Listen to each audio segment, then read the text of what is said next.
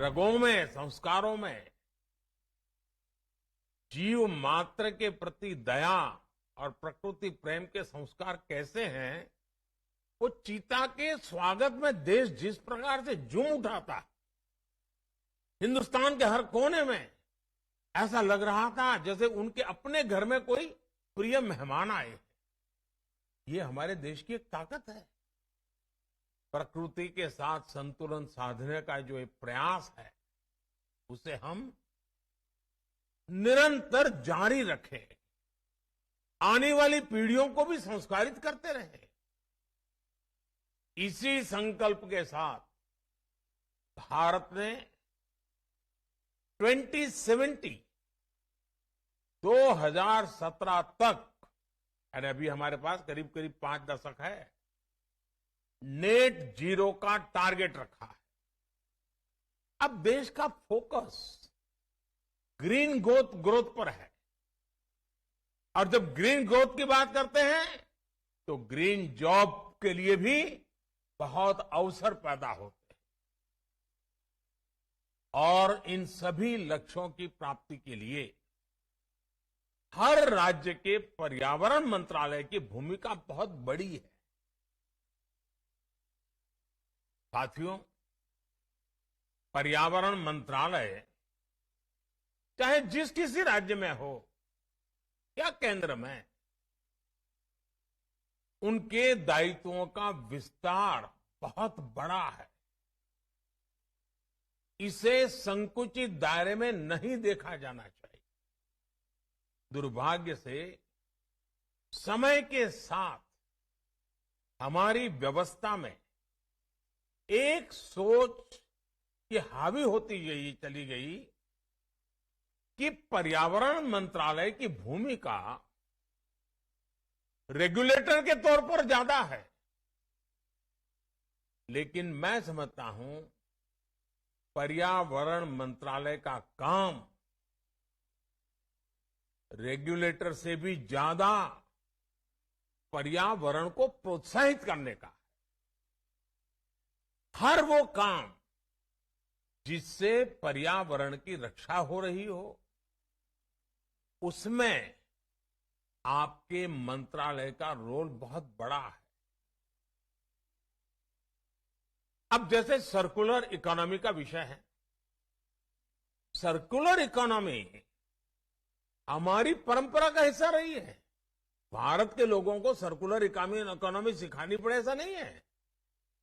हम कभी प्रकृति के शोषक नहीं रहे, सदैव प्रकृति के पोषक रहे हैं। हम जब छोटे थे तब हमको बताया जाता था कि महात्मा गांधी जब पिछली शताब्दी के प्रारंभ में साबरमती आश्रम में रहते थे, और उस जमाने में तो साबरमती नदी लबालब भरी रहती, भरपूर पानी रहता था। उसके बावजूद भी अगर किसी को गांधी जी ने देख लिया कि पानी को बर्बाद कर रहा है, तो गांधी जी उसे टोके बिना रहते नहीं थे। इतना पानी सामने होना था, फिर भी पानी बर्बाद नहीं होने देते। आज कितने ही घरों में, आप में से शायद हर कोई को पता होगा, हर एक के घर में होगा, अनेक घर ऐसे हैं, कपड़े हो, अखबार हो, और भी छोटी मोटी चीजें हो, हर चीज को हमारे यहां रीयूज किया जाता है, रिसाइकल किया जाता है, और जब तक उसका बिल्कुल समाप्ति न हो जाए तब तक हम उपयोग करते रहते हैं। अपने परिवारों का संस्कार है, और ये कोई कंजूसी नहीं है, ये प्रकृति के प्रति सजगता है, संवेदना है। ये कोई कंजूसी के कारण लोग एक ही चीज 10 बार उपयोग करते, ऐसा नहीं है। ये सभी हमारे जो पर्यावरण मंत्री आज आए हैं, मैं उनको आग्रह करूंगा कि आप भी अपने राज्यों में सर्कुलर इकोनॉमी को ज्यादा से ज्यादा बढ़ावा दें।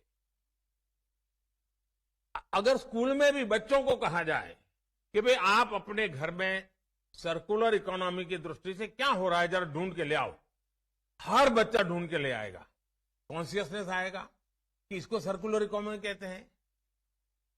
और इससे सॉलिड वेस्ट मैनेजमेंट और सिंगल यूज प्लास्टिक से मुक्ति के हमारे अभियान को भी ताकत मिले। इसके लिए हमें पंचायतों, स्थानीय निकायों, स्वयं सहायता समूहों, वहां से लेकर एमएसएमई तक को हर किसी को प्रोत्साहित करना चाहिए, उनको दिशा देनी चाहिए, उनको गाइडलाइन देनी चाहिए।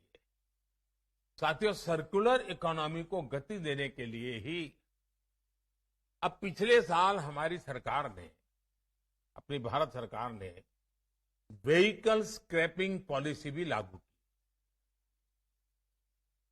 अब क्या राज्यों में ये व्हीकल स्क्रैपिंग पॉलिसी को लाभ उठाने के लिए कोई रोड मैप बना क्या? उसके लिए जो प्राइवेट पार्टियों का इन्वेस्टमेंट चाहिए, उनको जमीन चाहिए ताकि रिसाइकिल स्क्रैपिंग को इम्प्लीमेंट करने के लिए काम आए, उसी